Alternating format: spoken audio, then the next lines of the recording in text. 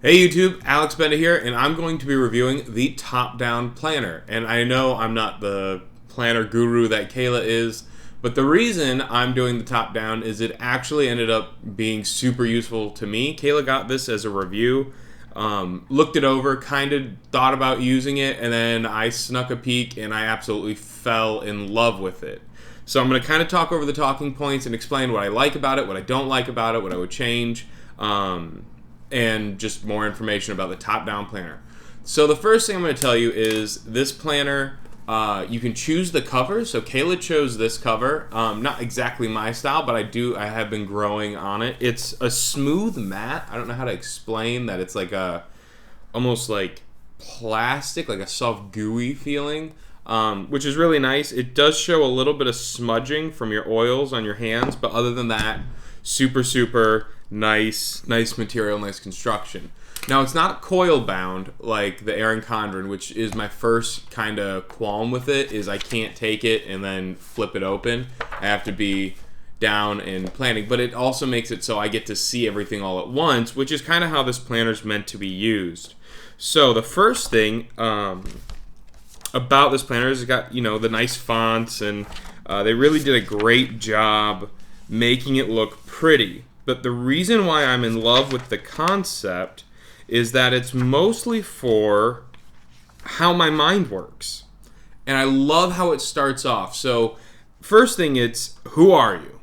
And it goes through, when do you feel like yourself? When do you enjoy yourself? What do you know you want to do? And then finally, and you just fill in the blanks. And then it's what values are yours, and you highlight them. So it kind of gets a little bit of introspection. Then after you do that, you spend 15 minutes on this page, which it says, where do you live in 1 year, 3 year, 5 years, a lifetime? 10 years, sorry, not 5 years.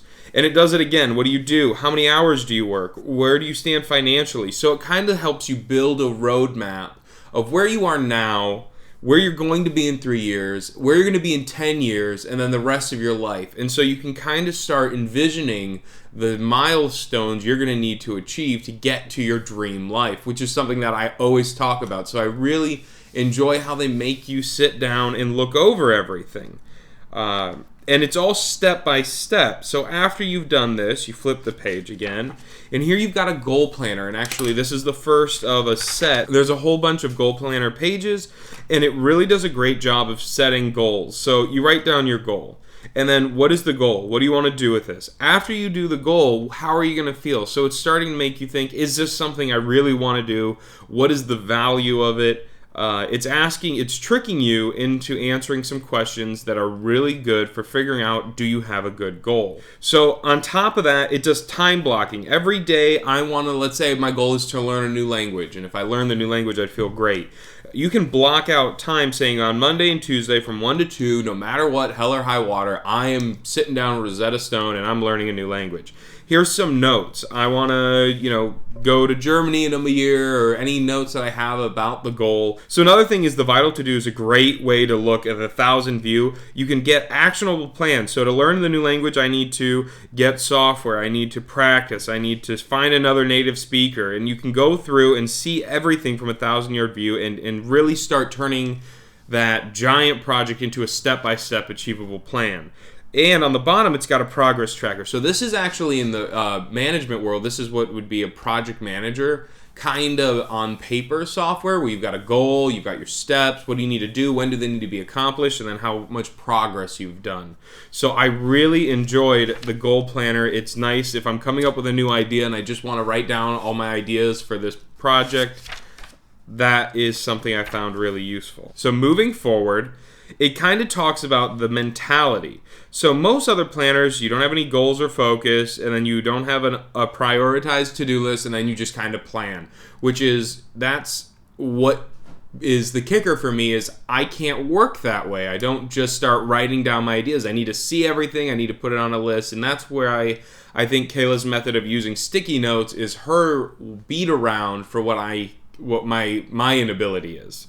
So what I like about this is it starts talking about your vision, your life values, what goals do you want to accomplish, and then you have focused to-dos that you put on a planner. Moving forward, it really goes quickly over how to use the planner, the best way to see value in the planner. So I really liked how they explained it because it is a little different. You've got your yearly calendars to get a view of days and dates. Here's a 12-month snapshot page. So this kind of goes over what are you going to do each month. And what I love is none of the dates are written down. So if you get this in the middle of February or the middle of July, you can start using it right away. You just start writing July, February down. And you can say, in this month I want to do this month I want to accomplish this. And I know this is really hard for me to fill out because month to month my life changes so much. But I enjoy that they added it in case I knew something I wanted to do. Or use this as a reoccurring calendar. Here's birthdays that happen in February. So that's another idea. Then the first page of the month, you've got monthly planning. So it's what are your major goals you're trying to do and what do you have to do to get those goals done. So you can see overview of everything you need to do. And it's a very similar to the weekly planning. So here we can get started with what I've done and how it works. So what I really like is the first thing it asks you is this week's success will be getting up remarketing up. So that's for me, that was getting the marketing through Facebook and Google up. I will enjoy myself by working on a side business, just trying to have an idea that kind of refreshes me, get away from the main business, and I'll just think about another problem, and that's how I'm going to have a little enjoyment time. This week, I was just kind of figuring it out. I used it more as a to-do list, and so goal was get photos done, goal finish marketing, and then I wrote down my to-do list. And so how it works is you write down your goal. My goal is to get the photos done. Well, what do I need to do? I need to do all these items. Then what you're supposed to do is you take these items and you put them in a time block. So here we go. I have Facebook marketing. I'm going to do that at 7 a.m. I'm going to do ordering cardstock. I'll do that around 1 o'clock. I'll do a welcome email, $5 off. I'm going to put that at 2 o'clock. And so you take your to-do list and then you build it out in time. And what's really nice is it helps you manage unrealistic expectations. And what I mean by that is I have a bad habit of saying I've got a mile-long to-do list and I can get it all done in an hour. So what I really like about this is you can get your to-do list, you can write down, okay, I have all this stuff to do, you know what I'm going to do? I don't have enough time to do today, I already know I'm going to have to push it tomorrow. And that's what I really like is being able to foresee when I need to push things over. Now, as far as decorating it with planner stickers and things like that, you can.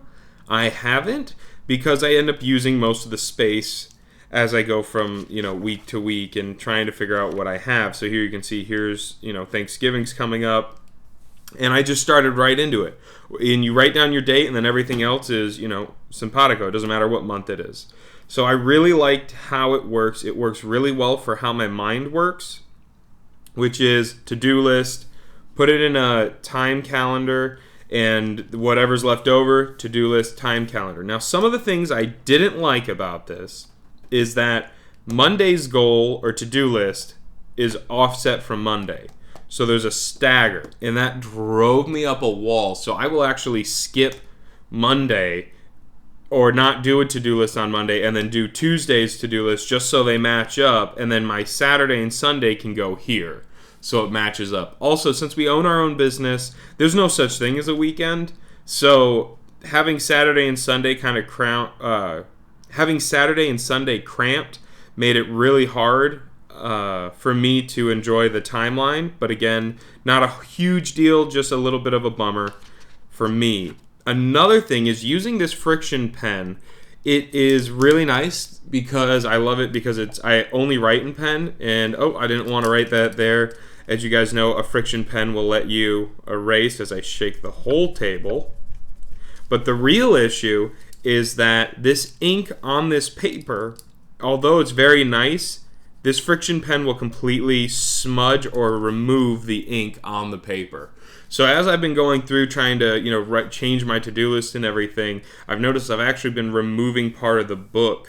And that really bugged me because as I'm working in the book, I want to look back, and it just made the whole thing messy. I know it's probably because they're using a higher quality paper that the ink isn't soaking into, so I understand why, but it's not an excuse. There are ways to get around that, and I just wasn't really in love with that when that happened. Now, on the back of the book is some more really cool things.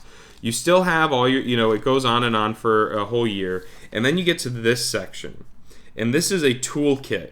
And what I really liked about the toolkit is it gives you a vision board. So basically, blank paper, draw it out like a whiteboard.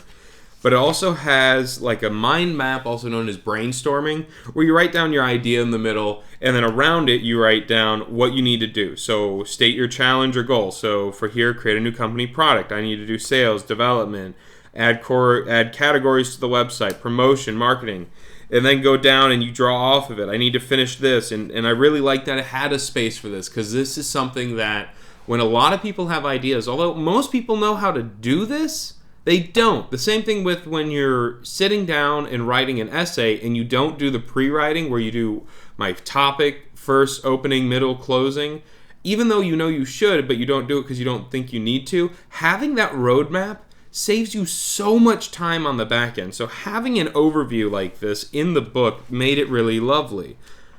There's a lot, and there's pages, and I'll talk about at the back of this book, they give you a free download to their toolkit using, I think in this book, I think they're all the same, to be honest, topdownplanner.com/toolkit, and then they have a code that you can download a $30 value toolkit that is basically this back area, but more pages.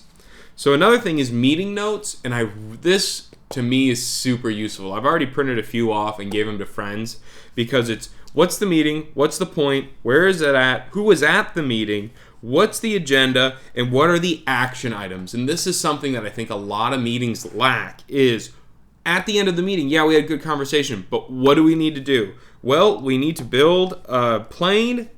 John knows how to build the plane, and it's due on the 7th. That, to me, is highly valuable. So, moving on, the rest is just some gratitude logs, which is some blank lines, but it's just someone does something for you. You should always thank them. So I like that they included this in here. It's nice to see someone thinking like that, because that's obviously writing cards as much as me and Kayla do.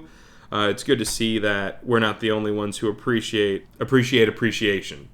So then it has some note pages and then some grid paper for whatever you needed to use and some blank pages at the back. And then at the very end, it just has a little checklist. I didn't really use this. It's choose 10 people to share your goals and passions with. So I guess that's you guys. And that's it. And it kind of talks about the font choices they did and what it took to make it and how the company got started on the back. It's a lovely, lovely book. So my issue with this book, besides the fact that the pen erases and these aren't lined up, I would absolutely buy this again, but the price is wrong. And what I mean by that is this is $50, the same price as an Erin Condren. Now, granted, this is a completely different methodology of planning. It works how my mind works. It's goal-based. I have a goal, and then the calendar is just so I can reach my goal. So I really love the thinking in there, but for $50, I don't think this is 100% worth it. I mean, it's gorgeous, but just not all the way there. I would definitely love to see this at a $30 to $35 price range. I would buy it in a heartbeat every year. But at $50, it breaks the budget a little more than I'm comfortable with. I would probably get it again if I use the whole year. So we'll see what happens. It is an investment. You realize, $50 over 365 days, it's not that much for something of this quality. But again, I'm not super crazy about it being $50. I'd love to see it in the $30 price range. Then this would be a magnificent book, and I would be giving it away. I tried to already get a friend of mine to get it, and that's when we were sticker shocked and just decided to try and do a to-do list and calendar instead. So for me, again, I know I keep talking about how much I love this planner, but other people who would benefit from this planner are people who are goal-based, and I know I say that a lot. So when I mean goal-based is rather than I have a bunch of things I have to do that are reoccurring, so take the kids to soccer, pick up laundry, do, repetitive task.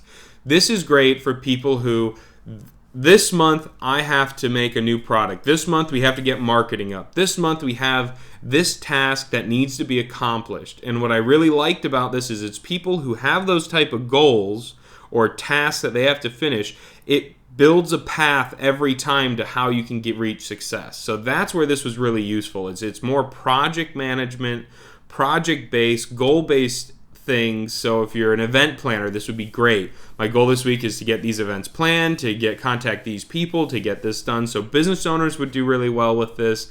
Or maybe even just adopting the mindset into your Erin Condren or other planners. But the way this was really well thought out is what I really enjoyed about it. But now you've seen it, you could actually steal this functioning and put it into another planner. Okay, thanks so much for watching. I hope I wasn't totally horrible and bad to listen to. I know I'm no Kayla. Thank you again. So I'll probably never do one of these again as far as reviewing a planner, but I've done one now, so there we go. Anyways, thank you so much for watching. Hit the subscribe button if you like this channel, this video, all the wonderful things we do. If you just want to support us and make us feel good about our day, we totally love your subscriptions, and like this video just to be cool, because that's what cool kids do. And yeah, if you got any questions about the planner, leave it in the comments, and I'll see you in my next design with me.